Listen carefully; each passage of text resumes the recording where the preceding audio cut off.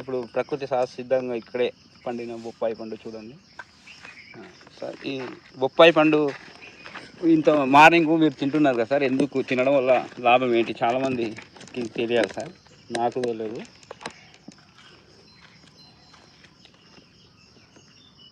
బొప్పాయి పండు మన బొప్పాయి తింటే లాభం ఏంటో అడుగుతున్నాడు.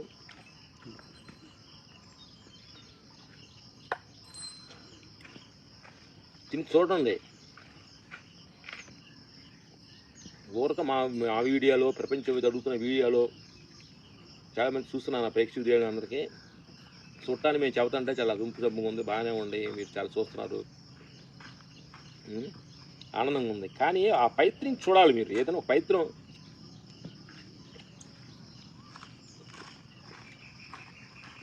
బొప్పాయి తిన్న తర్వాత బాడీలో స్థితిగతులు ఎలా ఉంటున్నాయి, రోజు మనం బాడీలో ఎంత యాక్టివ్గా ఉన్నాము అనే సత్యాన్ని మనం ప్రతి క్షణం మనం గమనించుకుంటూ ఉండాలంటే ఏది కూడా ప్రయత్నించాలి, ఊరు చూడటం కాదు.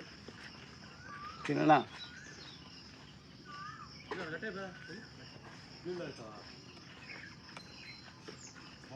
బొప్పాయి మన చేలో బొప్పాయి బాగుంది, రావచ్చింది బాగుంది.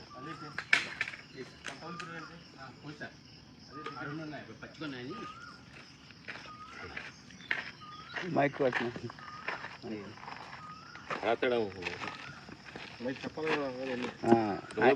ఏం కాలేదు సార్, ఏం లేదు. కొంచెం బొప్పాయి కొంచెం పని చేసాం, 3 గంటలు లేచాం. అందరూ బాగుండాలి, అందరూ మంచి జరగాలి, ప్రపంచం అంతా బాగుంది, మనం వసుదైక కుటుంబం, అందరూ మేలు జరగాలని చేసాము. ఆ తర్వాత అసలు నేను ఎవరిని, నేను ఎక్కడి నుంచి వచ్చాను, శూన్య స్థితిలోకి వెళ్ళాం. కాయ కావాల్సింది నెక్స్ట్ వైట్దా ఇదా ఉడకబెట్టింది తీసుకొస్తా. ఆ తర్వాత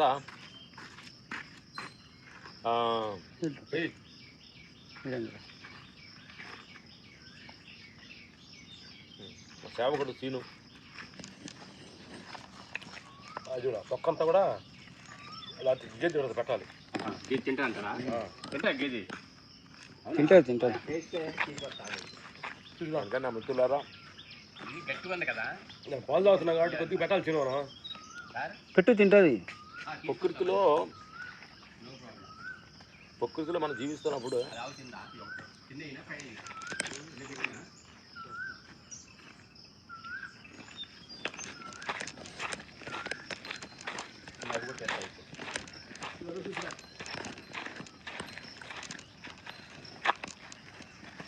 అవి కూడా చెప్తా ఉంది.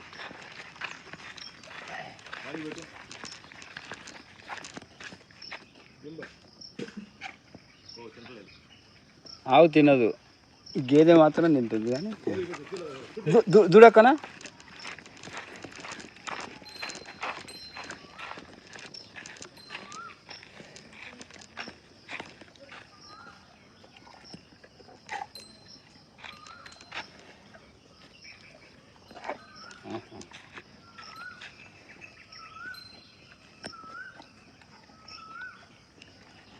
ఓకే తింటుంది. దీనికి ఇది తింటానా, ఇది కూడా ఇది వెంట్రుకలు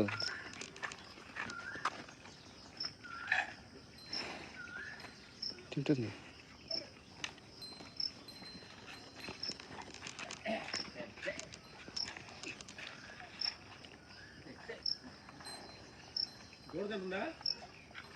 గేదె తింటున్నాయి రెండు.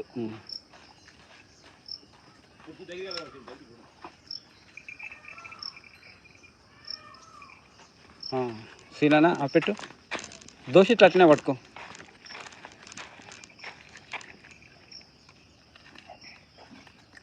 అది నవ్వలకు ముందే మొత్తము నోట్లో పెడితే కుతుకబడగల.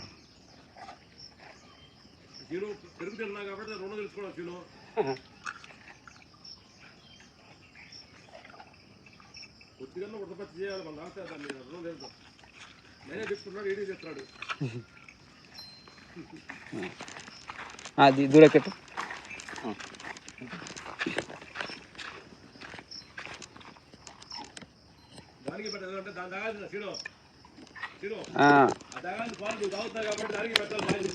పాలు అన్నా సిననా నువ్వు పాలు తాగి దానికి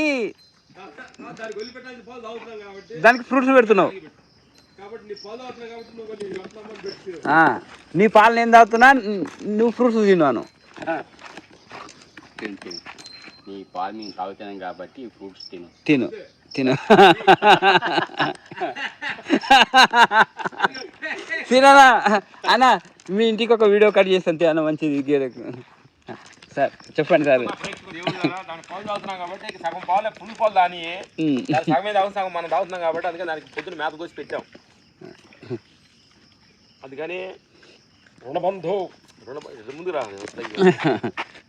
అందుకని నా మిత్రులారా, మన ఈ ప్రపంచంలో సేవ చేయాల్సి చాలా ఉంది మనకి. ఇదివలంటావేమో మనకు అగపడుతుంది పాలు తాగుతున్నామని,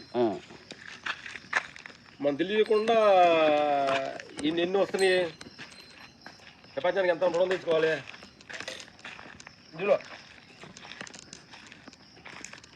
వేస్ట్ ఎక్కడి నుంచో వస్తుంది. తర్వాత బ్రష్లు ఎవరో చేస్తున్నారు, ఈ షూలు ఎవరో తయారు చేశారు, మళ్ళీ సాక్స్లు ఎవరో తయారు చేశారు. కూల్ చేసిన వాళ్ళు సాక్స్ చేయరు. ఈ దాయిలు ఎవరో తయారు చేశారు, ఈ బన్నీని ఎవరో తయారు చేశారు. కుర్చీలు ఈ కుర్చీలు ఎవరో తయారు చేశారు. పొద్దున్న షేవింగ్ చేసుకున్నాం, దానికి క్రీమ్ ఎవరో తయారు చేశారు. దాని షేవింగ్ తీసుకెళ్తే ఒకటి తయారు చేశారు. అంటే ఆఫ్టర్ షేవింగ్, మనం షేవింగ్ చేస్తాం, ఆఫ్టర్ షేవింగ్ దాన్ని ఎవరు తయారు చేశారు. ఇప్పుడు ఈ ఎంటీలు ఎవరు తయారు చేశారు, భగవంతుడు తయారు చేశాడు. మరి వీళ్ళందరూ ఎంతమంది తయారు చేయబడితే దేహం నడుస్తుంది. ఈ కళ్ళు ఎవరు తయారు చేశారు, నేను మాట్లాడుతున్నది ఎవరు తయారు చేశారు. చేతులు ఇన్ని వేళ్ళు కరెక్ట్గా పట్టుకొని తినడానికి ఎవరు తయారు చేశారు. మరి ఇన్ని తయారు చేసినప్పుడు మనం ట్యాంక్ చెప్తున్నప్పుడు ఈ దేహాన్ని తయారు చేసిన మనిషికి ట్యాంక్ చెప్పవసరం లేదా. ఆయనే భగవంతుడు, ఆయనే సృష్టికర్త, ఆయనే నువ్వు, నువ్వే ఆయన, ఎవరైతే. అందుకని మనం అందరం వసుదేక కుటుంబం, ప్రపంచం అంతా ఓన్లీ వన్. తినో ఎల్లో నీకు గడిచిగాడు తీసుకురా. ఓన్లీ వన్, ప్రపంచం అంతా ఒకటిగానే మనం ఉన్నాము. కాబట్టి వేరు వేరు రూపాలుగా మనకు కనిపించినా, అతను పొట్టిగా, ఒకటి హైట్గా, ఒకటి నల్లగా తెల్లగా ఉండగానే అది బయట రూపాలే తప్ప లోపల నడుస్తున్న శక్తి ఒకటే.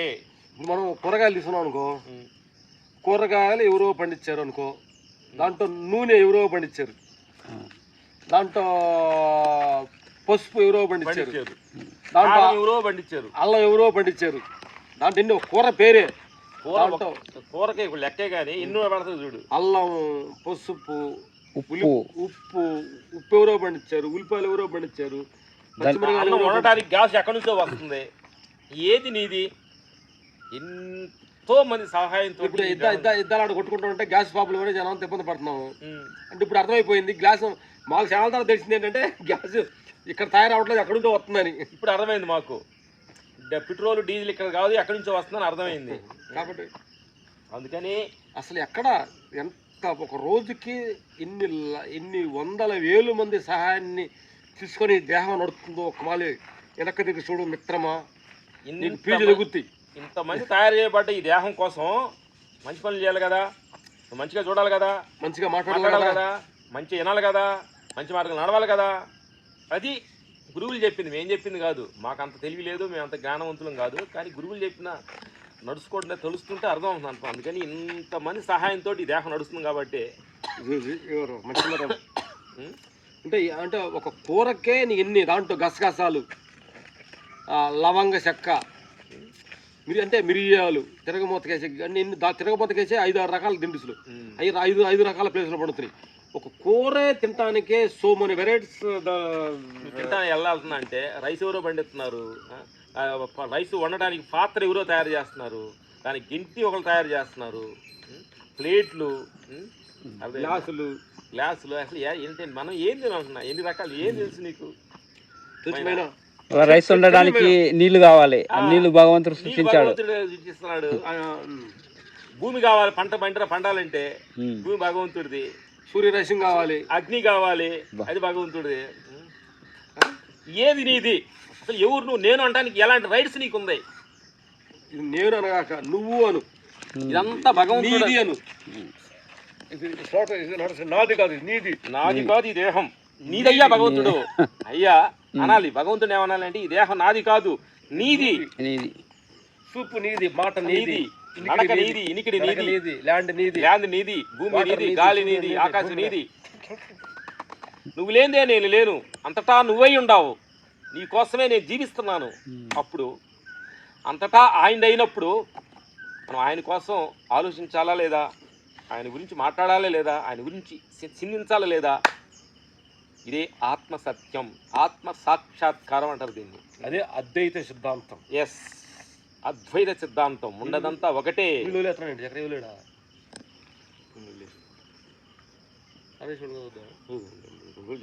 Okay, thank you.